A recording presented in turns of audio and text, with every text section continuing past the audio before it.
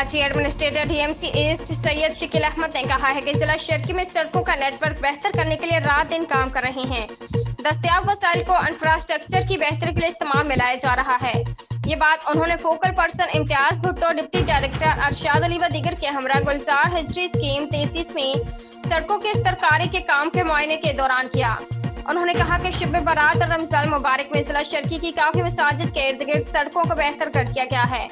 उन्होंने कहा कि मसाजिद के रास्तों में सड़कों की बेहतरी के साथ रोशनी व दीगर बल्दियाती इंतजामात को भी यकीनी बनाया गया है। उन्होंने इलाका मकीनों से बातचीत करते हुए कहा कि तरक्याती कामों से तवील अर्से से मुस्तफीद होने के लिए इलाका मकीनों को उनकी हिफाजत की जिम्मेदारी भी लेनी होगी, क्योंकि इलाका मकीन हर वक्त यहाँ मौजूद होते हैं। लिहाजा वो सड़कों की तामीर में दीगर तरक्याती कामों के बाद उनकी हिफाजत कर सकते हैं। उन्होंने इलाका मकीनों से गुजारिश की है कि सड़कों की तामीर के बाद उसे खुदाई और बेजा स्पीड ब्रेकर से बचाना है, क्योंकि अमूमी तौर पर यह देखने में आ रहा है कि सड़कों की तामीर के बाद उन्हें खुदाई और स्पीड ब्रेकर्स की वजह से तबाह कर दिया जाता है। उन्होंने कहा कि रमजान मुबारक का आखिरी इशरा तेजी से तकमील की तरफ जा रहा है और रोजाना बाजार में रश बढ़ रहा है, और इस हवाले से ट्रैफिक की रवानी को बहाल रखने के लिए ट्रैफिक वॉलंटियर्स को मसरूफ बाजारों में तैनात कर दिया गया है, जो रात से शहरी तक ट्रैफिक को रवान दवान रखने के लिए अपना किरदार अदा कर रहे हैं।